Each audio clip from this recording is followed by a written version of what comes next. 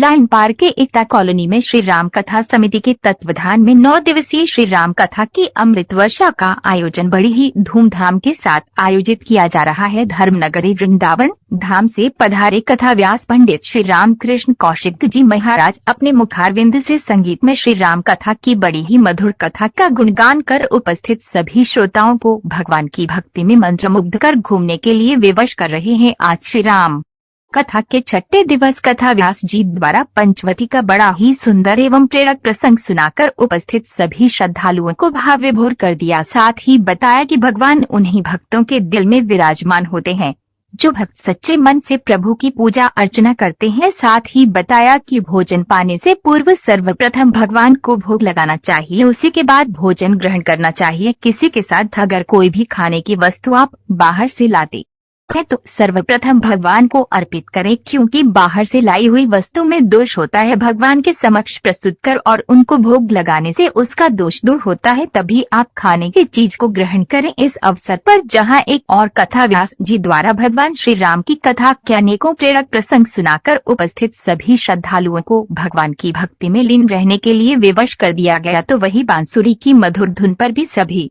भक्तों को झूमने के लिए विवश कर दिया। इस अवसर पर मुख्य यजमान सुखबीर के साथ वार्ड 37 के भाजपा पार्षद दीपक सैनी, राजीव कुमार सैनी, नरेंद्र शर्मा, प्रेम सैनी, महिपाल, मनवीर, रमेश चंद्र, संजीव चौहान, छत्रपाल, रामचंद्र, मंजू, नीतू, गीता, कमल कुमार कौशिक, ज्योति कौशिक, माधव कौशिक, प्रज्वल कौशिक सहित बड़ी संख्या में श्रद्धालुओं ने उपस्थित रहकर भगवान श्री राम की कथा सुनकर धर्म लाभ अर्जित किया। कथा व्यास पंडित रामकृष्ण कौशिक जी महाराज ने अपने मुखारविंद से भगवान श्री राम की कथा का गुणगान करते हुए कहा,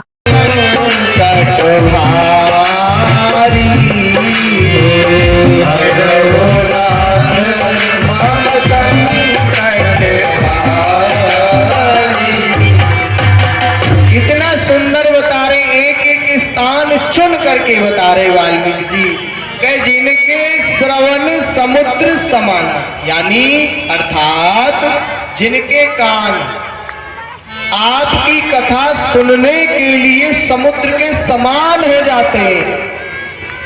अर्थात जैसे जितनी नदियां समुद्र में जाती है फिर भी समुद्र उफलता नहीं है, इसी प्रकार तुम्हारी कथा को सुनते सुनते उनके कान कभी भरते नहीं हैं। हे रघुनाथ जी, आप जानकी सहित लक्ष्मण सहित उनके हृदय में वास कीजिए। बताओ कितनी सुंदर बात बताइए, जिनके श्रवण समुद्र समाना। इसीलिए जीवन उत्तम बना लो, भगवान की कथा प्रसंग सुना करो, भगवान तुम्हें अपना लेंगे। और दूसरा भाव दिया है गोसाई जी रामायण में बता रहे,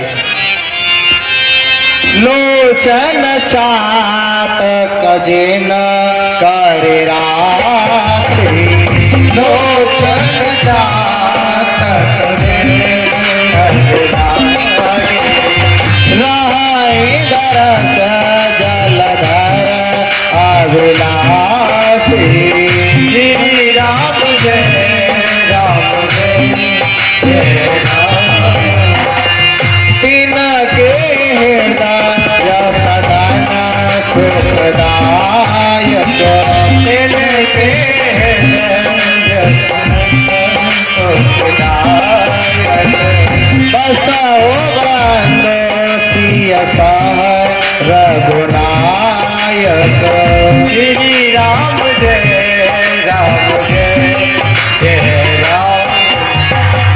और सुनिए, जो भगवान की कथा श्रवण करते हैं उनके कान कभी नहीं भरते, सुनते सुनते उनके हृदय में जाकर के आप वास कीजिए।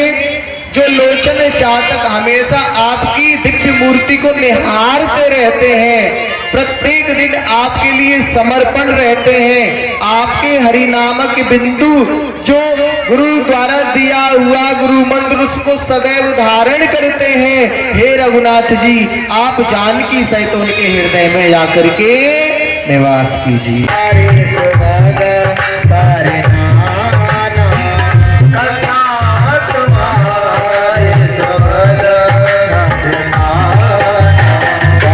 निरंतर हो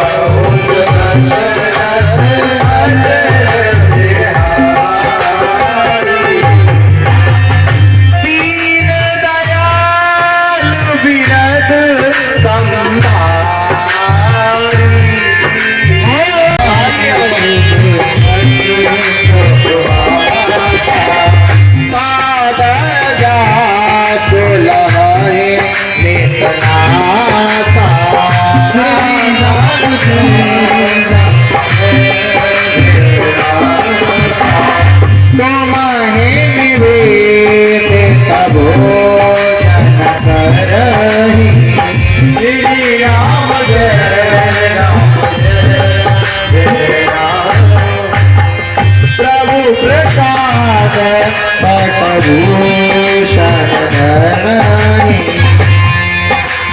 चरण लागती अंचल आई मिल कर हृदय सहु रघुराई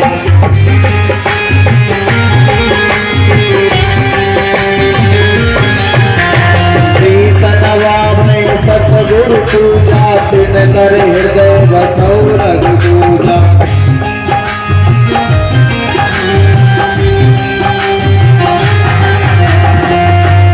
नाथ जी जो रोजाना भोजन बनाते हैं और तुम्हारे सामने रख के तुम्हें निमंत्रण यानी निवेदित करके यानी भगवान के प्रति समर्पित करके प्रसाद को उसके बाद में ग्रहण करते हैं। हे रघुनाथ जी आप उनके हृदय में जाकर के वास कीजिए। जो ब्राह्मणों का सम्मान करते हैं, सतगुरु श्री चरणों की सेवा करते हैं, हे रघुनाथ जी आप जानकी सहित और लक्ष्मण सहित उनके हृदय में वास कीजिए। इसीलिए तो कहते हैं कि घर में कुछ भी बनाओ सबसे पहले भगवान को भोग लगाओ तो वही निवेदित भोजन करेगी। प्रभु के सामने बाहर से कुछ भी लेकर के आओ, कोई भी चीज बाहर से खाने योग्य लेकर के वस्तु आए हैं तो सबसे पहले भगवान के सामने रखो। भगवान के सामने रख के तुलसी पत्र छोड़ के, तुलसी नहीं है तो गले की तुलसी का स्पर्श करके भगवान के सामने रख के हाथ जोड़कर भगवान से निवेदन करो कि प्रभु आप भोग लगाइए।